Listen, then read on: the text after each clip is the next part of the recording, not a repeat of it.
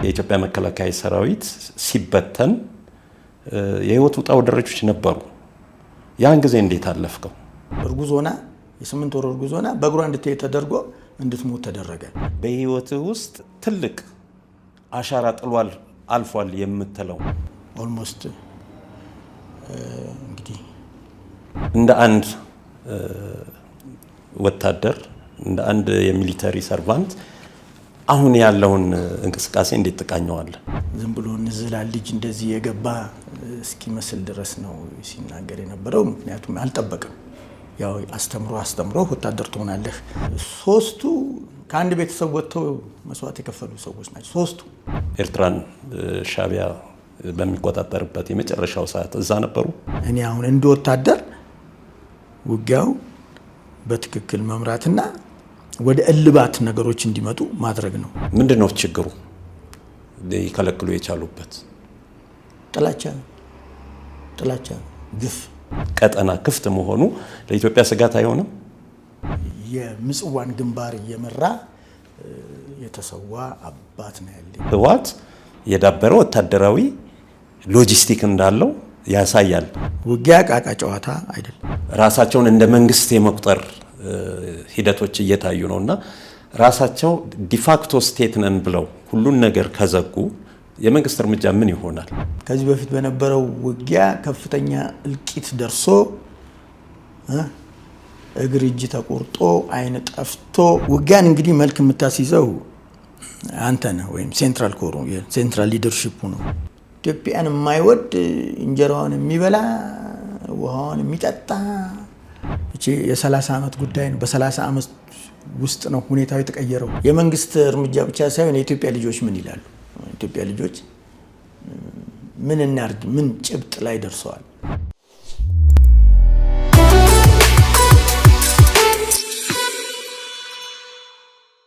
ሰላም ጤና ይስጥልኝ ውድ የአርታይ ቲቪ ተመልካቾቻችን፣ የአክብሮት ሰላምታዬን እያቀረብኩኝ በወቅታዊ ጉዳይ አንድ እንግዳ ይዤ ቀርብ ያለው እንግዳዬ ሻለቃ ጌታቸው አስናቀ ይሰኛሉ።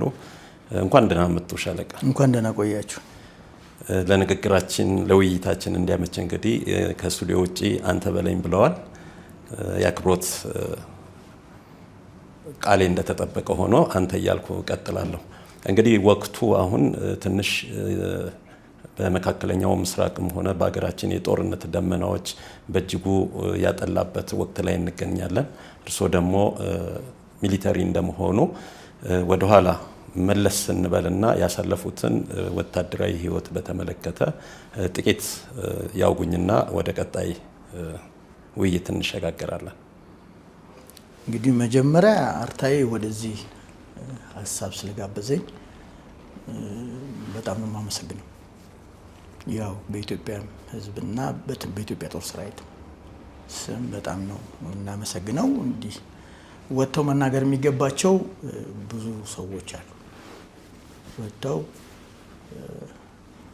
ይህን ነገር አናላይዝ ማድረግ ግንዛቤ መስጠት የሚገባቸው ሰዎች ብዙ ሰዎች አሉ። አንደኛ ለህዝብ የተምታታ ነገር የሚያቀርቡ ኃይሎች እንዳሉ ሁሉ እውነተኛው ነገር ምንድነው? ከየት ተነስተን ወዴት እንሄዳለን የሚል። መልካም። የት ነበሩ አገልግሎት ይሰጡ የነበረው? በአብዛኛው ለ9 ዓመት ተኩል በኤርትራ ምድር ከአስመራ ተነስተህ ወደ መንደፈራ፣ ከመንደፈራ እንደገና አንድ ክፍለ ጦርና ሰልጥነን ወደ ተክረሪት ግንባር፣ ከዛ እኔ ደግሞ ወደ አልጌና ግንባር ተዛውሬ አልጌና እኔ የ2 ዓመት ቆይታ ካደረኩ በኋላ ሌላ ወደ 5 ዓመት የቆየ አለ፣ 7 ዓመት የቆየ ሰራዊት አለ። እኔ 2 ዓመት ቆይታ አድርጌ ወደ መለፍሶ ግንባር ወደ 8ኛ እግረኛ ብርጌድ 15ኛ ክፍለ ጦር ነው። ከዛ ግን በ2ኛ ክፍለ ጦር ወደ ተጠቃለለው ወደ 8ኛ እግረኛ ብርጌድ ተዛወርኩ ማለት ነው። መልካም። እንግዲህ እርስዎ ቀደም ብለው እንዳጫወቱኝ የእርሶም ወላጅ አባት እንዲሁ ሚሊተሪ ናቸው። እሳቸውም ተሰውተዋል የሀገርን ድንበር በማስከበር የሀገርን ሉዓላዊነት በማስጠበቅ ሂደት ውስጥ ማለት ነው። እና እስቲ የእርሶን ወላጅ አባት ወታደራዊ ህይወት በጥቂቱ እርሶም እንዴት ደግሞ ወደዛ ሊገቡ እንደቻሉ ጥቂት ቢገልጹልኝ። እኔ እንግዲህ በጆይንት ኮሚኒኬሽን በሚባለው በሲግናል ስር ከነበረ የጦር ኃይሎች የኮሚኒኬሽን ሴንተር ውስጥ ነው ያደኩትም ብዙ ያሳለፍኩትም እዛን ከአምስተኛ ክፍል ተማሪነት ጀምሬ የላይብረሪ ሜምበር ሆኜ ወታደሩን ጠጋብዬ ማቀበትን ትንሽ ነፍስ ካወቁ ጊዜ ጀምሮ በጆይንት ኮሚኒኬሽን አካባቢ ያው ጦር ትምህርት ቤት ገነት ጦር ትምህርት ቤት አካባቢ ነው ያደኩት። አባቴ ኮሎኔል አስናቀ ወልደ ኪዳን የ58 ዓመተ ምህረት የእንትን ምሩቅ ነው የተግባራዊ ምሩቅ ነው። ከዛም በኋላ በስተመጨረሻ ደግሞ ራሱን በማሻሻል ኤሌክትሪካል ኢንጂነር ነው እና ይህ ሰው እንግዲህ ደርግ ሲቋቋም እዚሁ ደርግ አካባቢ ነበረ።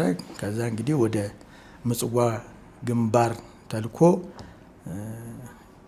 እነ ኮሎኔል ጸጋዬ ማሞ እነ ኮሎኔል ተስፋዬ መኩሪያ እነሱ በተሰዉበት ስፍራ አካባቢ እዳጋ የሚባል አካባቢ 1970 ዓመተ ምህረት የምጽዋን ግንባር እየመራ የተሰዋ አባት ነው ያለኝ። ወደ ውትድርናው ለመግባት ሻለቃ ስትንቀሳቀስ ወላጅ አባትህ ኮሎኔል አስናቀ አልተቃወሙም? እንዴት ነው እስቲ ስሜቱ? ብርጋዴር ጀነራል ይርጋለም እንደሚነግረኝ ያው ወታደርነት መግባቴን ያው ፈቃደኛ አይደለም።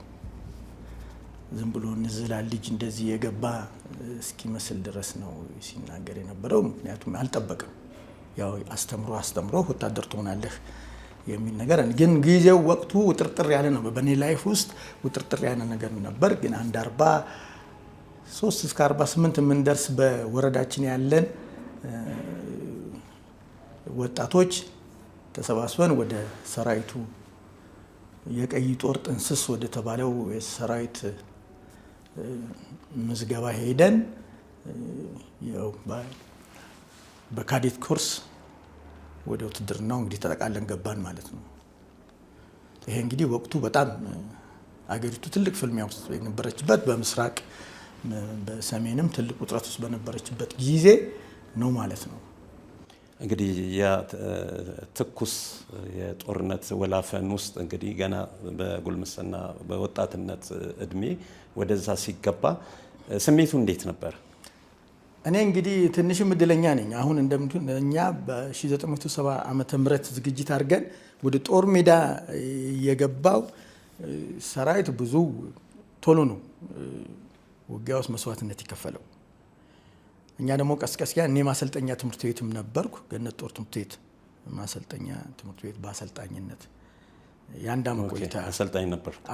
የአንድ ዓመት ቆይታ አድርጌ ነው ወደ ኤርትራ ግንባር የሄድኩት እና እኔ ቀስ እያልኩ ነው የገባሁት እና እንደዚህ ብዙ ቶሎ እሳት ውስጥ መግባት ነገር አልነበረኝም።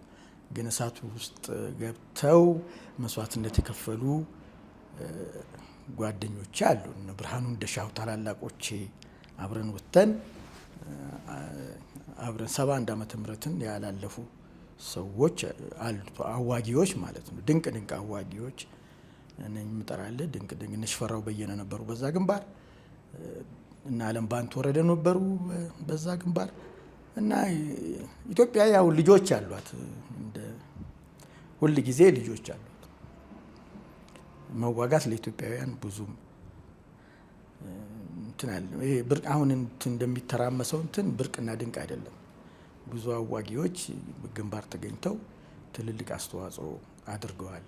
እንግዲህ በጦርነት ሂደት ውስጥ ብዙ አሳዛኝ ክስተቶች ይኖራሉ። ሻለቃ አንተም በዛ የጦርነት ጊዜ ውስጥ እንደማለፍ በህይወትህ ውስጥ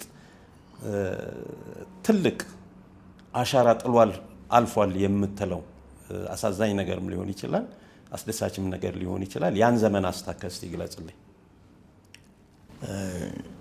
እንግዲህ አሳዛኝ የምንላቸው ወደ መጨረሻ የደረሱ እኔ አሁን አብሮ አደጎቼ የአንድ ቤተሰብ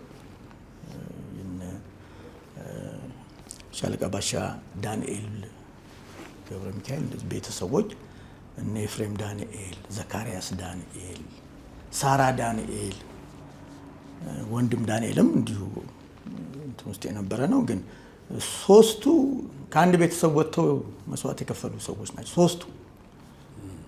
እና እናት እንደዚህ አርጋ ያዘጋጃቸው ልጆች እዛ ቦታ ነው መስዋዕት የከፈሉት፣ እዛ ግንባር ነው መስዋዕት የከፈሉ። ያንዷ የሳራ ዳንኤልን መናገር ፈልጋለሁ ብዙ ጊዜ። አሳዛኝ እንትን ነው። ያን ጊዜ በኤርትራ የመጨረሻው እንትን ጊዜ የዩናይትድ ኔሽን አውሮፕላን ቀርቦ ሳለ ኖ እርጉዝ ሆና የ8 ወር እርጉዝ ሆና በእግሯ እንድትሄድ ተደርጎ እንድትሞት ተደረገ። እና ጦርነት እንዲህ ያለ አስከፊ ምንድነው ምክንያቱ እንደዛ የሆነበት? ምርኮኛ ነበረች በመጨረሻው ሰዓት ማለት ነው። 83 ማለት ነው። 83 ነው 82 ያው በዛው ሻዕቢያ ኤርትራን በያዘበት ጊዜ ነው። እንዲህ ያለ ግፍ ይፈጸም ነበረ። ይሄን ብዙ እንትን የኔ ህሊና አይቀበሉ። ሌሎች አላስፈላጊ እንግዲህ ውጊያዎች ውስጥ የምንገባባቸው ነገሮች አሉ። እኔ አሁን ለምሳሌ ብነግር የጀነራል እነ ጀነራል ገብረመድህን መድኃኔ፣ እነ ጀነራል አርአያ ዘርአይ የመሳሰሉ ሰዎች የኤርትራ ልጆች ናቸው፣ አዋጊዎቻችን ናቸው። ለኢትዮጵያ ታማኝ ሆኑ፣ በኢትዮጵያዊነት ስሜት ያለፉ ሰዎች ናቸው። አሁንም እንግዲህ አብረን የመኖር እንትን አለ አይደል? አብሮ የመሄድ ሀሳብ አለ። ግን በዛ ውጊያ ወቅት እንግዲህ ሁላችን ተባብረን ነበረ ከሻዕቢያ ጋር የሚደረገውን ውጊያ ስናከናውን የነበረው። ኦልሞስት እንግዲህ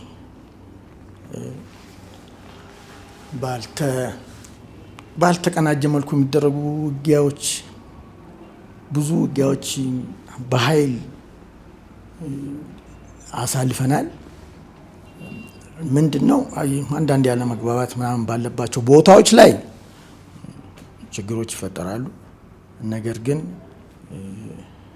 ብዙ እንግዲህ እኔ በብዙ አቅጣጫ ነው እንግዲህ እንደነገርኩ ባልጌና ግንባር፣ በመለብሶ ግንባር፣ ባረዛ ግንባር በነበሩ ትልልቅ ውጊያዎች ላይ ተሳትፌያለሁ።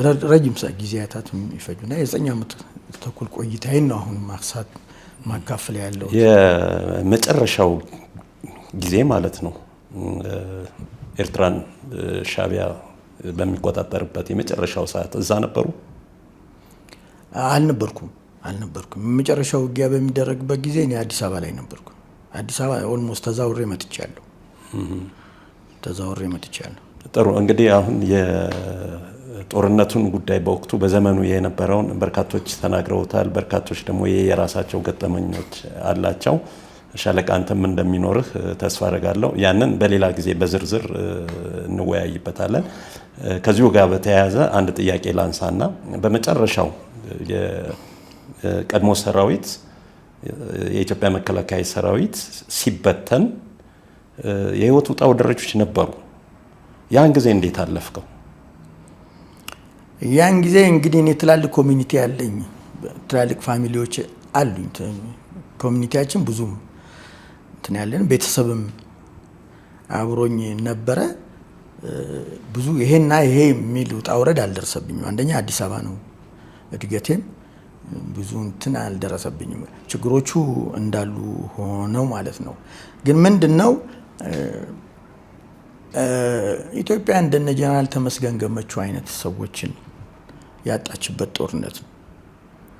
ኢትዮጵያ በፊትም እንደነገርህ እንደመኮርኩት ጀነራል ዋና እዛ አዛዥ ሆኖ በዛ ጊዜ የነበሩት ጀነራል ጥራልኝ፣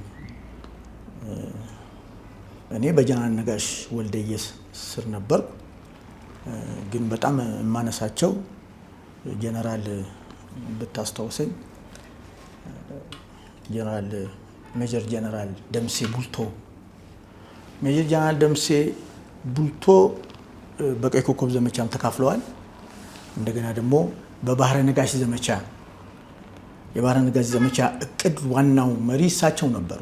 እሳቸው በሰጡት አመራር ከፍተኛ ድሎች የተገናጸፍንበት ሰዓት ነበር።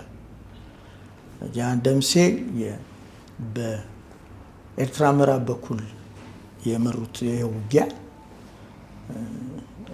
ብዙ ትምህርት ለኛ ጥሎልን የሄደ ውጊያ ነው። ለምን የኤርትራ ተዋጊው ኃይል ብቻውን አልተዋጋንም። የሱዳን እጅ ያለበት፣ የግብፅ እጅ ያለበት፣ ያን ጊዜም እንግዲህ የግብፅ የሱዳን የአንዳንድ አውሮፓ ሀገሮች እጅም አለበት። ሎጂስቲኩ ምኑ ሁሉ በዚህ በከሰላ በኩል ነበር የሚገባው። አይ ከህወሓት ጋር እኔ ብዙ ውጊያ እንትን አልነበረኝም። አይ ማለቴ በኤርትራ ጉዳይ በኤርትራ መጨረሻ ላይ ነው ያየናቸው እኮ የህወሓት እንትኖችን መጨረሻ ነው ያየናቸው። እኔ ከህወሓት ትንሽ ተደራቢ ሆኖ መጥቶ ሲዋጋ ለትንሽ ጊዜ ነው ያየሁት፣ በመለብሶ ግንባር ማለት ነው እንጂ ብዙ ህወሓት እኮ በኋላ ነው ከሻዕቢያ ጋር እንትን ብሎ ንቅናቄ ያደረገው። በአብዛኛው ግን የኛ ውጊያ መለብሶ ግንባር፣ ተክረሪት ግንባር፣ አልጌና ግንባር እና ናቅፋ ግንባር ባሉ ትልቅ ግንባሮች ላይ ብዙ አይነት ውጊያዎችን በተከታታይ እያደረግን ብዙ ቆይታ አድርገናል። ብዙ ጥፋቶችን ደግሞ እንደዚሁ። መልካም እንግዲህ ይሄ ጊዜ ዘለግ ያለ ጊዜ አልፏል። ለተወሰነ ጊዜ የጦርነት ዳመናዎች ቀዝቅዘው ነበር። አሁን ደግሞ የሚሰሙ ትኩሳቶች አሉ። አሁን ህወሓትን ማንሳት እንችላለን። ህወሓት እንግዲህ አዲስ የጦርነት ዝግጅት ውስጥ ገብቷል። አዳዲስ ህጎችን አውጥቷል። እንግዲህ እንደ አንድ ወታደር እንደ አንድ የሚሊተሪ ሰርቫንት አሁን ያለውን እንቅስቃሴ እንዴት ትቃኘዋለህ? ውጊያን እንግዲህ መልክ የምታስይዘው አንተ ነህ፣ ወይም ሴንትራል ኮሩ ሴንትራል ሊደርሺፑ ነው ውጊያን መልክ የሚያስይዘው። መንግስት ተገቢውን እርምጃ ይወስዳል ብለን እንጠብቃለን። የመንግስትን አካሄድ እንከታተላለን፣ የሌሎችን አካሄድ እንከታተላለን። እንደ አገር ልጅ ማለት ነው፣ እንደ ኢትዮጵያ ልጅ ማለት ነው። እና መንግስትን በጥሞና እየተከታተለው እንዳለ እናውቃለን። እሳቤዎቻችንን ደግሞ በመንግስት ስትራክቸር ውስጥ እናቀርባለን። ይሄ ቢደረግ፣ በዚህ ቢኬድ፣ እንደዚህ ሁኔታ ቢደረግ፣ እዚህ ጋር እንዲህ ያለ ዴስክ ቢቋቋም ብለን ሀሳብ የመስጠት በሩም አለን። የመንግስት በር ክፍት ነው። ብዙ ጊዜ የልምድ ልውውጥም እናደርጋለን። አንዳንዴ በሰልጣኞች መካከል እየተገኘን የልምድ ልውውጥም እናደርጋለን። ስለዚህ አሁን መንግስት ፈጣን ነው ወይ? ፍጥነት ይፈልጋል። ኦፕሬሽን ፍጥነት ይፈልጋል። ቶሎ መጨረስ ይፈልጋል። እና መንግስት እንዴት ቶሎ ነገሮች ወደ ፍጻሜያቸው ያመጣል እንግዲህ አብረን የምናየው ጉዳይ ነው። እዚህ እንዲህ የምልህ ነገር ብዙ አይኖርም። ግን ፍጻሜውን አብረን ወደ ፍጻሜው ነገሮች ለማምጣት አብሮ መሰራት አለበት። አብሮ ለመስራት ብዙ የተዘጋጁ ወንድሞቻችን እንዳሉ ደግሞ እኔ በጣም እርግጠኛ ነኝ። እንግዲህ አሁን ምንድነው የዚህ የምስራቅ አፍሪካን ጂኦፖለቲክስ እና ወታደራዊ እንቅስቃሴ የምናይ ከሆነ አሁን ኤርትራ ከኢትዮጵያ ጋር ያላት ዲፕሎማሲያዊ ግንኙነት ተቋርጧል ማለት 100% ባንችልም መልካም ግንኙነቶች እንደሌሉ ማሳያዎች አሉ። የግብፅ እንቅስቃሴ አለ። አሁን ህወሓት ደግሞ በሩን ጥርቅም አድርጎ ዘግቶ የፕሪቶሪያ የተደረገውንም ስምምነት እንደፈረሰ ቆጥሯል። ስለዚህ አሁን በዛ በኩል ክፍት መሆኑ በኤርትራ በኩል እና በትግራይ ድንበር በኩል ላለው እንቅስቃሴ ያ ቀጠና ክፍት መሆኑ ለኢትዮጵያ ስጋት አይሆንም? ይሆናል። አንድ እሳቤ ሆኖ አይሆንም ደግሞ አንድ ሌላ መስመር እሳቤ ነው። እንዴት አይሆንም? ያው በሪያሊቲ አሁን ሱዳን ተነስታ ያደረገችው ነገር፣ ሱዳን ግብጽ፣ ኤርትራ እና ቲፒኤልኤፍ ተነስተው ያደረጉት የወሰኑት ውሳኔ ኢትዮጵያን ወደሚቀጥለው ጥንካሬ ማሸጋገር አለበት ብዬ አምናለሁ። ወደሚቀጥለው ወታደራዊ ጥንካሬ ይሄን ኦቨርሲ ያደርጋል መንግስት ብለን ደግሞ በደንብ ኤክስፔክት እናደርጋለን። እየታዩ ያሉ ነገሮች አሉ፣ ግን እነኚህን ንፍቆች እነኚህን አካሄዶች ወደ ሌላ አቅጣጫ የወሰዱ አካሄዶች እንዴት እንሰብራለን? እሱም የመንግስት ስራ ነው አይደል? የመንግስት ስራ ነው። ግን ጂኦፖለቲክሱን ስታይ ምን ሪያሊቲ ያለ ሱዳንን ስታያት ለራሷም መቆም ያቃታት ሀገር ሆና ያለች እዚህ ነገር ውስጥ ስትገባ ሌላ ኮንትሮቨርሲ ያለ ማለት ነው እዛ አካባቢ። ስለዚህ ኢትዮጵያን ያንን እድል ትጠቀማለች ብዬ አስባለሁ። ያን እድል ደግሞ በግድ መጠቀም አለበት ማለት ያ እድል ማለት ያው ሱዳን ራሷ ችግር ውስጥ አይደለም ያለችው። ሱዳን ራሷ ችግር ውስጥ ነው ያለችው። ከዚህ በፊትም በነበረው መንግስትም ኢትዮጵያ ከመጠቃቷ የተነሳ ነው እዚህ አይነት 27 ዓመት የሚቆይ መንግስት እዚህ የተገኘው። በዛ በኩል ከመጠቃታችን የተነሳ ነው እና ያንን ኤሪያ በትክክል መቆጣጠር አንዳንድ ቦታዎች በአማራ ክልል በኦሮሚያም ያየን እንደሆነ ወታደራዊ ግጭቶች አሉ፣ ጦርነቶች እንደሚካሄዱ ይታወቃል። አሁን ደግሞ ከዚህ ከትግራይ በኩል የሚነሳው እንቅስቃሴ እንደተጠበቀ ሆኖ እንደ ወታደራዊ ትንታኔ እንዲነሳ የምፈልገው ነጥብ ምንድነው?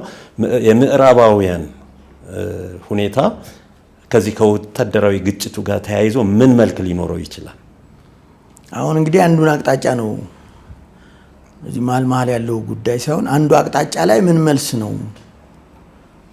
ግብረ መልስ ነው የምትሰጠው። ዋናው ችግር ያለው የት ነው? የሰሜኑ አቅጣጫ ላይ ዋና ችግር ያለው። ለዚህ ግብረ መልስ መስጠት ያስፈልጋል። ያው መንግስት የሚሰጣቸው መግለጫዎች አሉ። ይሄ ጉዳይ ቅድም እንዳልከው ጂኦፖለቲክሱ ላይ ትልቅ አስተዋጽኦ አለው ብለው ነው የተነሱት። እኛም ደግሞ ትልቅ አስተዋጽኦ አለው ብለን ነው። ኢትዮጵያ የቀይ ባህር ጥያቄ አላት። ቀይ ባህር የራሷ ነው። ጠቅላይ ሚኒስትር አብይ አህመድ እቺ የ30 ዓመት ጉዳይ ነው። በ30 ዓመት ውስጥ ነው ሁኔታው የተቀየረው። ስለዚህ በእነኚህ ዴኬድስ ውስጥ በእነኚህ ዓመታት ውስጥ የተፈጠሩ ችግሮችን መፍትሄ የሚፈልግላቸው ወታደራዊ ተቋም አለን። እንደ ኢትዮጵያዊ ወታደራዊ ተቋም አለን። በወታደራዊ ተቋሙ በኩል መፍትሄ ይፈልጋል። በሲቪል ተቋማት በኩል የመፍትሄ ሀሳቦች እየፈለቁ ነው እና ብዙም አረብ ያለው ተጽዕኖ የለም። ግን በትክክል ወደ ውጊያው እንገባለን ወይ? እንደኔ ሀሳብ ግን አሁን በተለያዩ የሶሻል ሚዲያዎችም በተለያዩ የዜና አውታሮችም ለማየት እንደሞከርኩት የትግራይ እናቶች አቧራ ላይ ተንከባለው ይሄን ጦርነት ህወሓት እንዳይጀምር እንዲህ አይነት ጦርነት እንትን እንዳይል የትግራይ ወጣትም የዚህን የጦርነት አስከፊ በማየት የመሰደድ እንቅስቃሴ ነበርና ይሄን ለመክታት ደግሞ ህወሓት ሰሞኑን የወሰደው እርምጃ አለ። ወታደራዊ አዋጅ አውጇል። ያን ህግ የተወሰኑ የክልሉ ሰዎች ልሂቃን ተቃውመዋል። ምንድነው ከወታደራዊ አሁን በሁለቱም አንግል ነው እንድትመልስልኝ የምፈልገው። የወታደራዊ አማራጩን ከመውሰድ ወደ ሰላም ድርድር ወደ ጠረጴዛ ሊመጣ የሚችለውን ኪሳራ መቀነስ ይቻላል ብዬ አስባለሁና ለምን ይሄኛው ላይ አተኩሮ መስራት አልተቻለም? ወደ ሰላማዊ ድርድር መምጣት እንዳይመጡ የሚያደርጋቸው ክፍሎች አሉ፣ ዩኒቶች አሉ። በነገራችን ላይ እኔ ወያኔን የማውቀው በ1967 ዓ.ም ጀምሮ ነው። ማሌሊት በሚሰኝበት ጊዜ ጀምሮ እዛው ስለነበርኩ እንዴት እንደተቋቋሙ ወዴት መሄድ እንደሚፈልጉ እነኝን ሀሳቦች እነኝን ሰዎች ወደ ድርድር እነሱን አይደለም ወደ ድርድር ማምጣት ህዝብን ወደ ድርድር ወደ መልካም ሀሳብ ነገሮችን ህዝብን ወደ መንግስት ሀሳብ ማምጣት አንድ ነገር ሆኖ ውጊያው ግን የተጀመረ ከሆነ የሚካሄድበት ከሆነ እኔ አሁን እንደ ወታደር ውጊያው በትክክል መምራትና ወደ እልባት ነገሮች እንዲመጡ ማድረግ ነው ያለው አማራጭ የምለው። ውጊያ ቃቃ ጨዋታ አይደለም።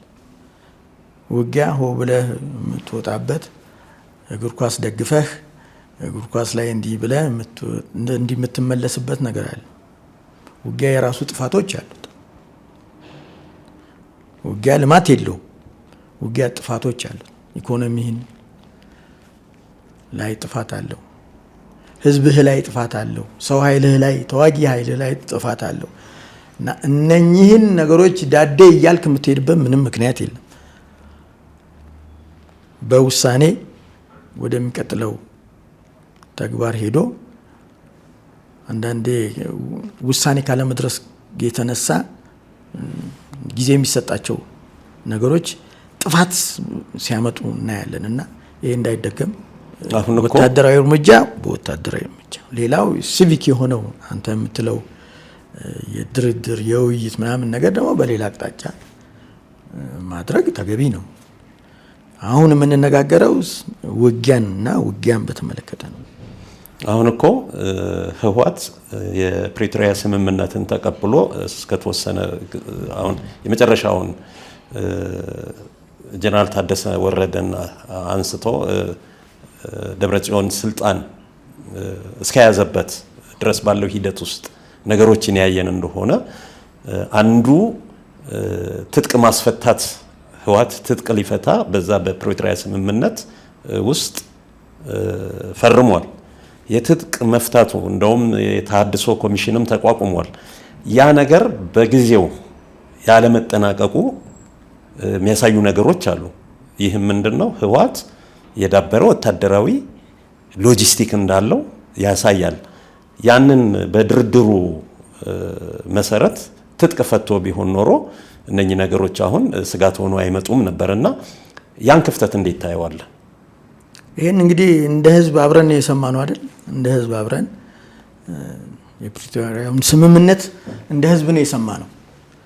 አሁን መነጋገረው እንደ ወታደር ነው፣ እንደ ጦር ግንባሩ ሲቹዌሽን ነው። እንቅልፉን ላልተኛ አመራር ምላሽህ ወይ ነቅሰህ ታወጣዋለህ ወይ ወደፊት ገፍተህ ደግሞ እንዳለ ባለፈው እንደተደረጉት ጦርነቶች ወደ ድል መሄድና የድል ብስራትን ማብሰር ነው እንጂ አሁን ይሄ እናንተ በዜና የምንሰማቸው ዲፕሎማቲክ የሆኑ ጉዳዮች ለዲፕሎማቶች ነው። አሁን እኮ ስጋቱ ምንድነው? ጦርነት ከመጣ ያው ጦርነት ነው፣ ወታደራዊ እርምጃዎች ይቀጥላሉ። ግን ምንድነው የመጀመሪያው ክቡር የሰው ልጅ ህይወት ያላግባብ ምንም ትርጉም በሌለው ጉዳይ ይረግፋል። ሁለተኛ ኢኮኖሚ ይወድማል። አገር ልታድግ የምትችልበትን የእድገት ጉዞ ወደ ኋላ ይጎትተዋል። እንደው አንድ ቀጥተኛ ጥያቄ ልጠይቅና ይሄ ወታደራዊ ግጭት አግባብ ይሆናል ብለህ ታስባለህ? እንዴት ታስባለህ? አግባብ ስላልሆነማ ነው እኮ አግባብ ስላልሆነ። ስለዚህ ምን ይደረግ? ምን ቢሆን ጥሩ ነው? ወገባችንን ጠበቅ አድርገን ልባችን ሀሳባችንን አንድ ላይ አድርገን መንግስት የሚሰጠውን መመሪያም ደግሞ እየተቀበል በአንዳንድ ትሬኒንግ ሴንተሮችም ደግሞ እየተገኘን ዲሲዚት ያለው ሁኔታ ይሄ ነው። ህዝብ ግልጽ ሊያውቅ የሚገባው ነገር አለ። በዛስ በኩል የትግራይ ህዝብ አሁን የትግራይ ህዝብ እኮ ከፍተኛ የሆነ ጫና እንዳለበት ማሳያው አብዛኛው ወጣት ይኮበለላል። በዚህ ጦርነት ተጠቂው የደሃ ልጅ ነው። በአመራር ላይ ከላይ ያሉት አብዛኛዎቹ ቤተሰቦቻቸው ከሀገር ውጭ ናቸው። እናት ደግሞ 2-3 ልጅ ያላት ያለ ጧሪ ቀርታለች። በጣም በሚያሳዝን ሁኔታ ነው። ይሄ ጦርነት እንዳይነሳ ላያቸው ላይ አቧራ እየነሱ እየተንከባለሉ አይተው ሊሆን ይችላልና ይሄ ጦርነት አሁን በቀጣይም ግጭቱ ህወሓት ይሄን ጦርነት እንዳሰበው ቢቀጥል ጉዳቱ በሁለቱም በኩል ነው። የትግራይ ህዝብ ኢትዮጵያዊ ነው፣ እዚህም ያለው ኢትዮጵያዊ ነው። አሁን ምንድነው ብዙ ጊዜ የሚታዩ ክፍተቶች ህወሓትን ፓርቲውን ከህዝብ ጋር አንድ ጋር የማጣመር ሁኔታ አለ። ስለዚህ አሁን ምንድነው የትግራይም እናቶች ወይም በዛ በኩል ያለው ወጣት እንዳይጎዳ የዚህ ጦርነት መቅረት አስፈላጊ ነው ብዬ ነው ማስበው። በእኔ በኩል ግን ገፍቶ ከመጣ ምንም ጥያቄ የለም፣ ይቀጥላል። ግን ዘላቂ መፍትሄ ያመጣል ወይ ነው ዋናው ነጥብ። ጥሩ ጥያቄ ነው። ግን ፕሮፓጋንዳና የህዝብ ሳይኮሎጂካል ያለበት የሳይኮሎጂ ሁኔታ አንድ አይደሉም። ፕሮፓጋንዳ ምናልባት ለዚህ ለዓለም አቀፍ ሁኔታ ውስጥ ሊያግዝ ይችላል። ህብረተሰብ መካከል ግን ፕሮፓጋንዳ አይሰራም። ለምን? ከዚህ በፊት በነበረው ውጊያ ከፍተኛ እልቂት ደርሶ እግር እጅ ተቆርጦ አይን ጠፍቶ እናት 3-4 ልጅ አታ ያ በህሊናዋ ያለ አሁን የሚቀጥል ነገር ደግሞ ሲኖር ትንሽ አሳዛኝ ነው። የኮ መንግስትም ያስቡበታል። መንግስት ማለት በስፋት በብዙ ዳይሬክሽን ማለት ነው። አስቦበትም የሰላም ምክክሮችንም ያደርጋል።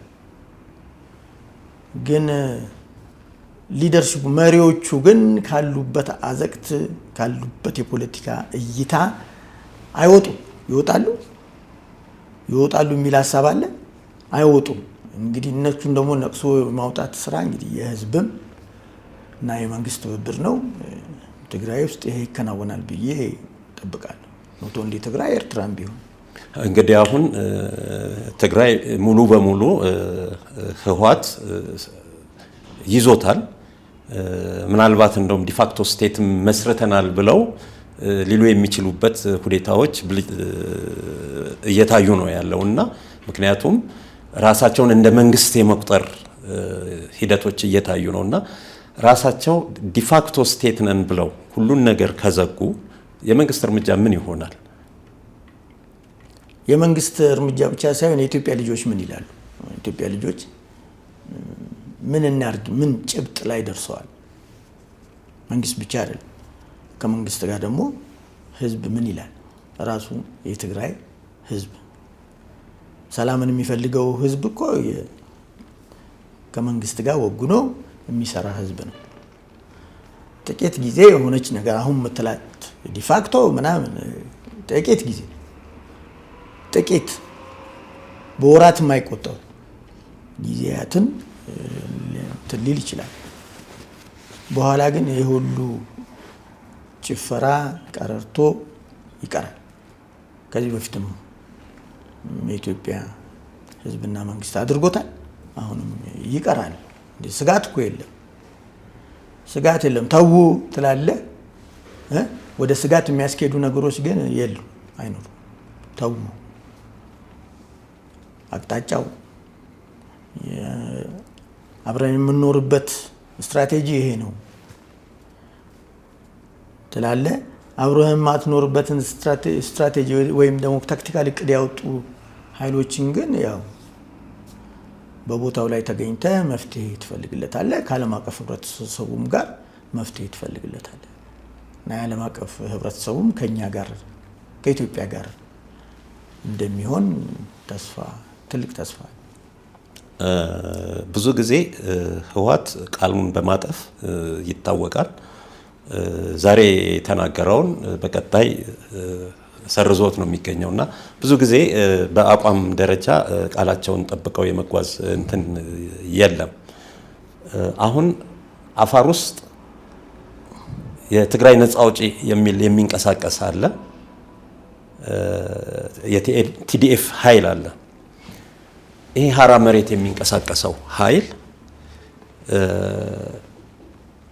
በዚህ የጦርነት እንቅስቃሴ ውስጥ ሊኖረው የሚችለው ሚና ምንድን ነው? ምን አይነት እንቅስቃሴ ነው? በምን ሌቨል ነው የምታየው?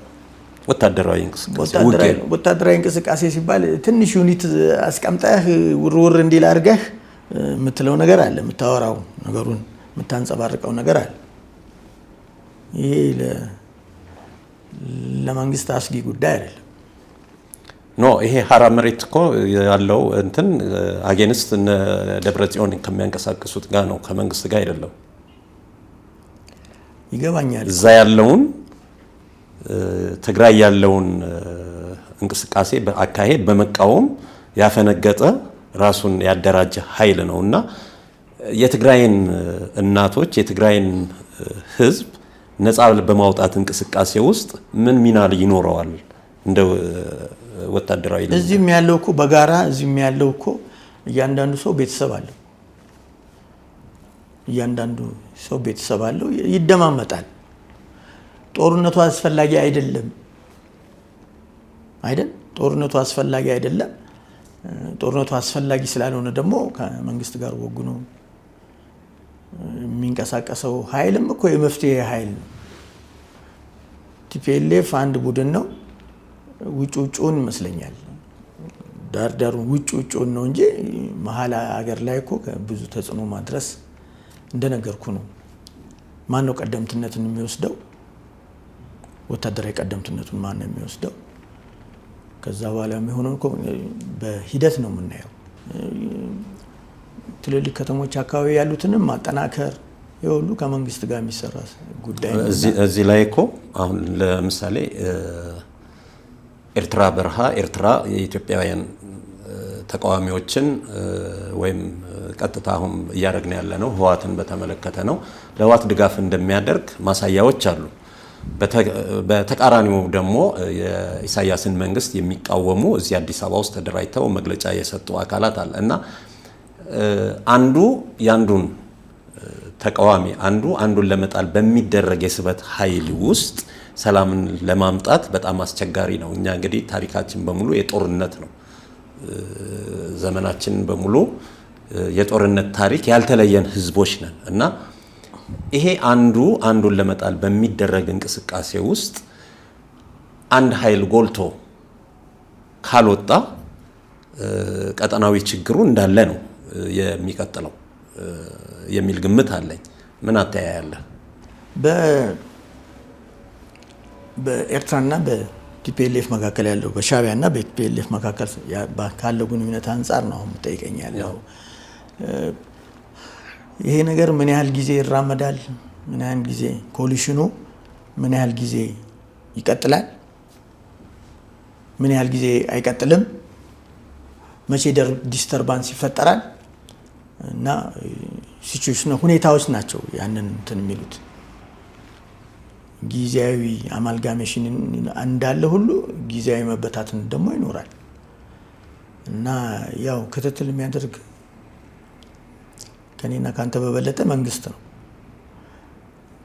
ነገሮችን በክትትል የሚያደርግ ነገሮችን በአይነ ቁራኛ የሚያያቸው ማለት ነው እና ምናልባት ህብረት አድርገው ወዴት ነው የሚሄዱት? መቼ ክላሽ ይፈጠራል? እሱን እንግዲህ ወታደራዊ እሳቤ ውስጥ ወታደራዊ መረጃ ውስጥ ወታደራዊ ዘመቻ ውስጥ ያለ ነገር ነውና ብዙ ለጉዳት የሚሰጥ ነገር ጉዳት አለው፣ ግን ብዙ ለጉዳት የሚሰጥ ነገር አይኖርም። ለምን? ኢትዮጵያ አንድ ትልቅ ሉዓላዊ ሀገር ነች። ኢትዮጵያ ትልቅ የ130 ሚሊዮን ህዝብ ሀገርና ምድር ነች። ኢትዮጵያ ብዙ ጥቅሞቿን አሁን እያስከበረች ያለች ሀገር ነች በእርግጠኝነት። ስለዚህ ወደፊት እንሄዳለን እንጂ ወደኋላ የሚመለስ ነገር የለንም። ኤርትራ ያሉት እዛው በኋላዊነታቸውን ጠብቀው መስመራቸውን ጠብቀው በጋራ ግንኙነት ላይ የተመረኮዘ አካሄድና አሰራር ዲፕሎማቲካሊ እንዲጓዙ ይፈልጋል። ትግራይ ደግሞ የጥፋት እጁን እንዲያነሳ ደግሞ መንግስት እርምጃ ከመውሰድ ወደ ኋላ አላለም። ስለ ህዝብ ተብሎ ነው። ይሄም ስለ ህዝብ ደህንነት ተብሎ የሚሰማኝን ነው የምነግርህ እንጂ እንደ መንግስት ትክክል። አንድ ምክረ ሀሳብ እንድሰጠኝ ነው እና አሁን ደብረጽዮን የህወሓት የበላይ ቁንጮዎች ጦርነትን በመጎሰም ጦርነትን በመጥመቅ አባዜ ውስጥ እንዳሉ ግልጽ ነው፣ እየተነገረም ነው። የጦርነትን አስከፊነት በወታደራዊ ህይወት እንደማለፍህ ከዚህ የጥፋት አዙሪት እንዲወጡ ምን ምክረ ሀሳብ መለገስ? እንግዲህ ይሄ ቅድም ነግሬሃለሁ 60 ዓመት የሄደ 50 ዓመት የሄደ ጉዳይ መቋጫ ያስፈልገዋል። ለኢትዮጵያ ቁስል መሆን የለበትም። ለኢትዮጵያ ህዝብ ቁስል መሆን የለበትም። ለመንግስትም ቁስል መሆን የለበትም። ስለዚህ ሁሉ ነገር ረመዲ አለው። በሽታ ረመዲ አለው። ረመዲው ምንድነው? አላስፈላጊ ሰዎችን እንዴት ማስወገድ እንደሚገባህ መተለምና አቅጣጫህን ወደዛ ማድረግ። አሁን ሽራሮ ተፈጸመ እንደተባለው ተወሰደ እንደተባለው እርምጃ መቀጠል የሚገባውን እርምጃ እየተወሰደ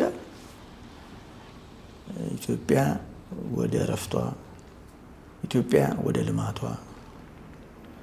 ኢትዮጵያ የራሷን ችግሮች ወደ መፍታት፣ ህዝቧን ወደ ማብላት፣ ህዝቧን ወደ ማበልጸግ መመለስ አለባት ብዬ አምናለሁ። ሻለቃ በጣም ቆንጆ ውይይት ነው ያደረግነው። እንደ መውጫ ግን ወደ ኋላ ልመልስህ። አሁን ባለፈው የጦርነት ኤርትራ በነበረው የጦርነት ቆይታህ በአንተ ህይወት ውስጥ ትልቅ አሻራ ጥሮ እንዳለፈ የገለጽክልኝን ሀሳብ አድማጮቼ፣ ተከታታዮቼ፣ ተመልካቾቼ የበለጠ ግንዛቤ እንዲያገኙበት የዛችን እንስት ጉዳይ አንስተን ውይይታችንን እንቆጫለን። ትንሽ ሰፋ አድርገህ እሷን እንድታብራራልኝ ነው። አይሮፕላን ነፍሰ ጡሯ አይሮፕላን ሳታገኝ ስለሷ እስቲ በደንብ ሰፋ ባለ ሁኔታ ገለጸልኝና በዚህ ውይይታችንን እናጠቃልላለን። እንደው እነኚህም ቤተሰቦች ማንሳት የፈለኩት መስዋዕት በየጓዳው ስለተከፈለ መስዋዕት፣ በእኔ ቤት አባቴ በማለፉ ስለተከፈለ መስዋዕት እንደነገርኩ አንድ ኤሌክትሪካል ኢንጂነር ነው እዛ ውጊያ ወረዳ ላይ ያለፈው። ከነኚህም ቤተሰቦች 3ቱ እዛ አልቀው 4ኛውም እዚህ ነው ህይወቱ ያለፈው። ወንድም ዳንኤል ማለት ነው። ሌሎቹ እነ መቶ አለቃ ኤፍሬም ዳንኤል፣ እነ ዘካሪያስ ዳንኤል ኤርቦርኖች የነበሩ ናቸው። እና እንዲህ ያለ መስዋዕት አሁን እኮ በቅርብ የማውቀውን መስዋዕት ከፍለዋል። እነ ካሳ ገብረ ማርያምን የመሰሉ ከትግራይ ተነስተው ጦር ይዘው 505 ግብረ ኃይልን ይዘው በቀጥታ ናቅፋ አስመራን አልፈው ናቅፋ የገቡ ጦር ያስገቡ ሰዎች መስዋዕት የከፈሉላት አገር ነች። እነ ቢሹ ገብረ ተክሌ መስዋዕት የከፈሉላት አገር ነች። እነ ሜጀር ጀነራል ደምሴ ቡልቶ የመሰሉ የዘመቻ ኤክስፐርቶች መስዋዕት የከፈሉላት አገር ነች። ስለ ጀነራል ደምሴ ቡልቶ የውጊያ ሀሳብ እንደተናገረ ብዙ አልጨርሰውም። ከዚህ በፊት ነገር ሞክሬ ያለውና እነ ጀነራል አራያ ቅድም እንዳነሳውልህ ብዙ ሰዎች አሁን በህይወት ያሉ አሉ። አሁን እነ ኮሎኔል ዘውዱ ተገኛሉ በህይወት ለኔ ለአባቴ ጓደኞች ናቸው። እነ ተሾመ ፈይሳ እንግዲህ አሳዳጊዎቼ ናቸውና ዋጋ ከፍለዋል እዛ ቦታ ላይ ተገኝቶ። እነ ጀነራል ሳምሶን ኃይሌ ዋጋ ከፍለዋል። ተመስገን ገመቹ ምልህ በማይሆን መንገድ ተገብቶ የራሺያ ማርሻል ምናምን አመራር ሰጥቶ በግድ ያመረዱን ይዞ ገብቶ ሰውየው በውሃ ጥም ነው ያሉት። ይሄ ሁሉ አንዳንድ ጊዜ የአመራር ችግሮች እየተፈጠሩ እንደዚህ ዋጋ ያስከፈሉ ነገሮች አሉ። ከዚህ በኋላ የኢትዮጵያ ልጆች ከኋላ የሚመጡት ልጆች ዋጋ መክፈል የለባቸው። ስለዚህ በአጭር ጊዜ በተሰባሰበ እና በተጠናከረ አመራር